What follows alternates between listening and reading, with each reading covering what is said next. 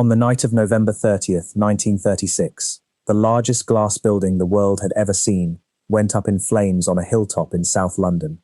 And the fire was so bright that pilots crossing the English Channel could see the glow, and people in 8 counties watched the sky turn orange from their windows. 2,000 workers had raised it. Queen Victoria had opened it. For 85 years it had stood as the shining symbol of an empire that believed it would last forever. And in under 3 hours, it was gone.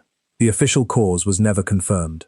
But there was a man standing on that hill that night, the palace manager, a man named Sir Henry Buckland, who was the last person to see it whole, the first to see the flames, and who carried what he witnessed to his grave. This is what he remembered. Nigh times +1. To understand what was lost that night, you have to understand what the Crystal Palace actually was. Because it wasn't just a building, it was the single most astonishing structure of the entire 19th century. It began in 1851. Britain was at the height of its power, and the country wanted to show the world exactly what it had become. The plan was called the Great Exhibition, a vast display of industry, invention, and art from every corner of the globe. But there was a problem. Where do you put something that enormous? Every proposal was too slow, too expensive, or too permanent for Hyde Park. Then a gardener stepped forward, not an architect, a gardener. His name was Joseph Paxton, and he had spent his career building greenhouses for the aristocracy. And he had an idea nobody had ever seriously attempted at that scale. Build the whole thing out of iron and glass, prefabricate it, assemble it like a kit. What he designed was almost impossible to believe. A building over 1,800 feet long, roughly a third of a mile, tall enough to enclose the full-grown elm trees that already stood in Hyde Park, so they wouldn't have to be cut down. It used nearly 1 million square feet of glass, produced by a single company that had to invent new methods just to make enough of it. And it went up in a matter of months. When it opened, people didn't know what to call it. A satirical magazine of the time, Punch, gave it the name that stuck, the Crystal Palace. And the public poured in.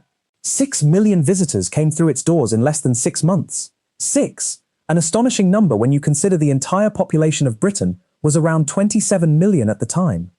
People travelled from villages who had never seen a train, let alone a building made of light. Inside was the world compressed under one roof. Steam engines the size of houses, the Koh-i-Noor diamond, sculptures, fountains, exotic plants, machines nobody outside their factories had ever seen. Queen Victoria herself visited again and again, writing in her diary about the wonder of it. For a brief moment, the Crystal Palace was the center of the entire world. Sniff. And then the exhibition ended. And here's where the story takes its first strange turn. Because that agreement, made before the doors ever opened, was that Hyde Park would be returned to exactly how it was. The palace had to come down. But nobody could bring themselves to destroy it. So instead of demolishing it, they did something almost as impossible as building it in the first place. They took it apart, piece by piece, and moved it. The entire structure was relocated to a hilltop at Sydenham, in South London 6, and when it was rebuilt there between 1852 and 1854, it came back even larger and grander than before, with a central transept raised higher, and vast gardens, fountains, and towers surrounding it. This second Crystal Palace became something the first one never was. It became permanent. A pleasure ground, a concert hall, a museum, a place where ordinary Londoners came for decades to hear music, watch fireworks, and walk among reconstructions of the ancient world. There were courts styled after Egypt, after Rome, after the Alhambra. There were the famous life-sized models of dinosaurs in the ground 6, the first attempt anywhere in the world to reconstruct prehistoric animals at full scale, and they still stand there today. For generations, the palace was simply part of London life. If you grew up in the south of the city in the late Victorian era, the Crystal Palace was where your family went on a summer afternoon. It was the biggest thing on the skyline. It felt eternal. But nothing lasts forever, and by the 20th century, the shine was beginning to fade.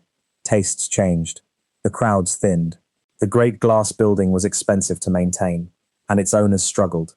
By the 1910s, it was in serious financial trouble, and it was eventually bought for the nation to save it. During the First World War, it was even used as a naval training establishment. And then, in 1911, the man at the center of our story arrived. Sir Henry Buckland was appointed manager of the Crystal Palace, and he did something remarkable. He loved the place. He poured himself into restoring it, cleaning it, repairing the fountains, bringing back the crowds. Under his care, the palace came back to life. He was, by every account, devoted to it. He even named his daughter Crystal. Now, here is a detail that sounds like invention, but is genuinely part of the historical record, repeated in accounts of that night.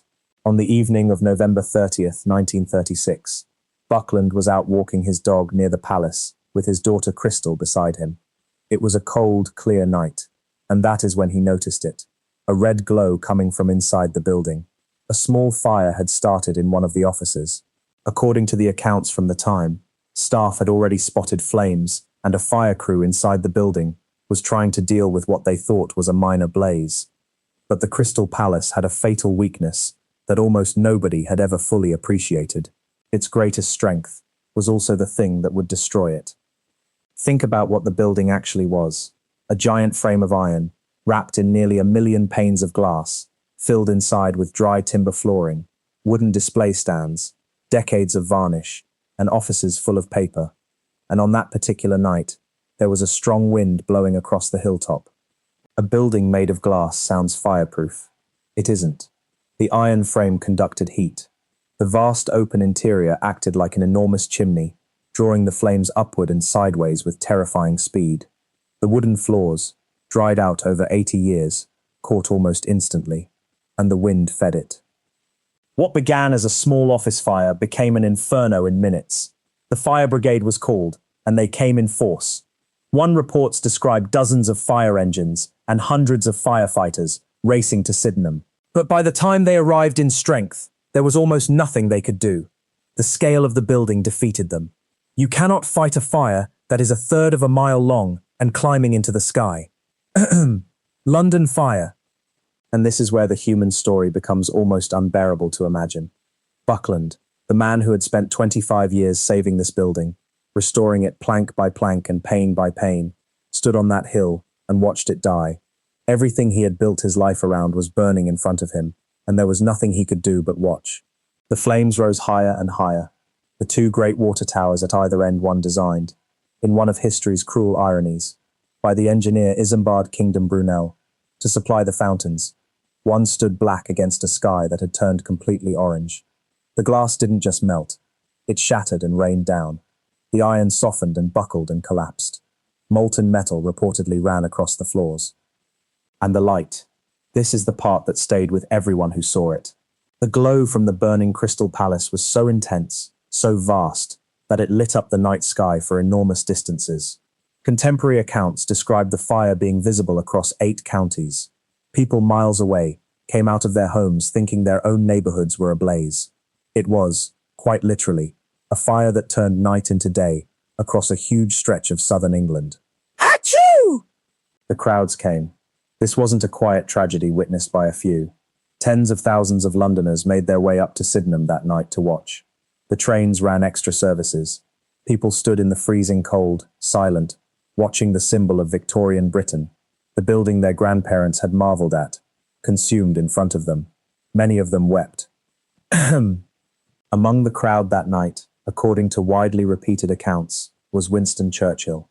At the time he was out of government, in what he later called his wilderness years, and he is said to have looked at the flames and remarked that this was the end of an age. Whether those exact words were spoken, we cannot fully verify. It is one of those lines that has attached itself to the event, but it captured something true. People at the time genuinely felt they were watching more than a building burn. They were watching the end of the confident, glittering world that had built it. By the early hours of the morning, it was over. The greatest glass structure ever built, a building that had stood for 85 years across 2 locations, was a twisted mass of blackened iron and shattered glass. 25 acres of history, gone in a single night. Now, here is the question that has never been fully answered. What actually started it? This is where the story crosses from documented history into genuine, unsolved mystery. 1. And it's important to be honest about that line. The official investigations could never establish a definitive cause, And that uncertainty is real. It is not something invented after the fact. Even decades later, historians have acknowledged that no one precisely knows why or how the Crystal Palace caught fire. There were theories, of course. The most common and most likely explanation is mundane and tragic. The building was old. Its wiring was old. A small fire, possibly electrical, possibly starting in a staff cloakroom or office, went unnoticed, just long enough to take hold in an explosively flammable structure. An old wooden floor, decades of accumulated dust and varnish, and a strong wind. That's all it would have taken. In this version, there is no mystery beyond the ordinary carelessness and decay that has claimed 1,000 old buildings. But because it was the Crystal Palace, one, because it was so beloved and so symbolic, other whispers followed. Some at the time wondered whether it could really have been an accident. The building had been in financial difficulty for years. Rumors of that kind tend to follow any large fire involving a struggling institution, and it's worth being clear that no investigation ever found evidence of anything deliberate. It remains speculation, the kind of thing people murmured because the loss felt too large to be explained by a faulty wire. And there is one more layer to what was lost that night, and this part is completely real and documented. In the years before the fire, part of the Crystal Palace had become the working base of one of the most important inventors of the 20th century, and John Logie Baird, the Scottish pioneer of television. Baird had laboratories and workshops within the palace, and the fire destroyed a significant portion of his equipment and research. So when the palace burned, it didn't only take a Victorian monument, it took part of the birthplace of television itself. The past and the future burned together on the same hill. Which brings us back to the last witness. Sir Henry Buckland lived on after that night, but the palace he had loved and rebuilt was never coming back. He had watched the defining work of his life turn to ash. In the years that followed, the ruins were cleared.